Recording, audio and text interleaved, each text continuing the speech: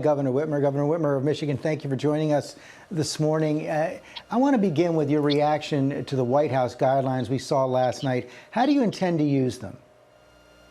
Well, I think for the most part, they are commensurate with, what we're all thinking, of that this has got to be coming in stages, that testing is really important. I would say one of the shortcomings of the guidelines, though, is that one of their gating requirements is that there's testing for high-risk healthcare workers. We have to have a heck of a lot more robust testing than just high-risk healthcare workers. Absolutely, they should be tested, but we should be able to administer a test to anyone who has symptoms, ideally to people who've been around people who have symptoms, and in the best case scenario, just doing them broadly so that we really get a handle on where COVID-19 is and where the threats are. That's, I think, one of the shortcomings of the guidelines, and that's precisely why we governors have banded together, both sides of the aisle, to say we're going to be looking at metrics, we're going to be sharing best practices, we are going to be having an open dialogue, because COVID-19 doesn't respect state line, it doesn't respect party line, and we're all in this together. Well, one of the governors you're working with in that Midwest Compact is, of course, Governor Mike DeWine of Ohio. He said that in their state, they expect to begin relaxing some of the restrictions on May 1st. Do you believe you'll be able to do that as well in Michigan? Well, here in Michigan, we've had to be really aggressive. We've got the third highest death rate in the country right now. We are not the third highest state.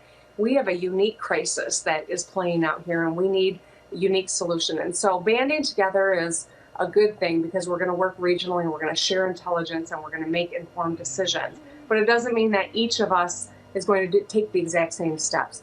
I do hope to have some relaxing come May 1st, but it's 2 weeks away, and the information and the data and our ability to test is changing so rapidly. It's hard to tell you precisely where we'll be in a week from now, much less two.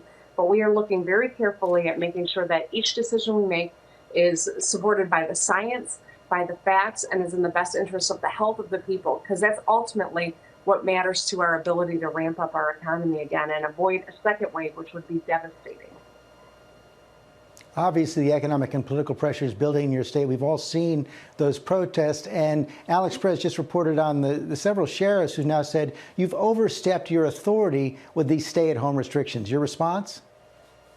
Well, 4 sheriffs out of 83 sheriffs making a point, that's fine.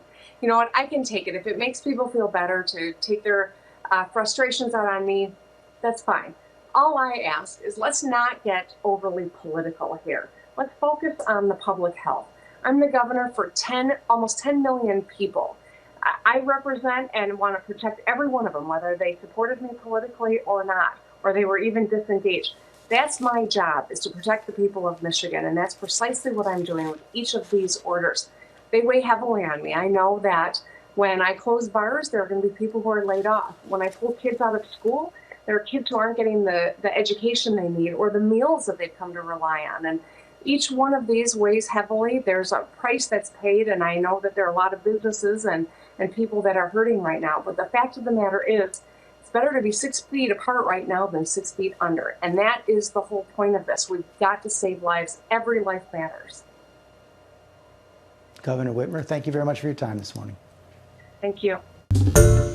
Hi, everyone. George Stephanopoulos here. Thanks for checking out the ABC News YouTube channel. If you'd like to get more videos, show highlights, and watch live event coverage, click on the right over here to subscribe to our channel. And don't forget to download the ABC News app for breaking news alerts. Thanks for watching.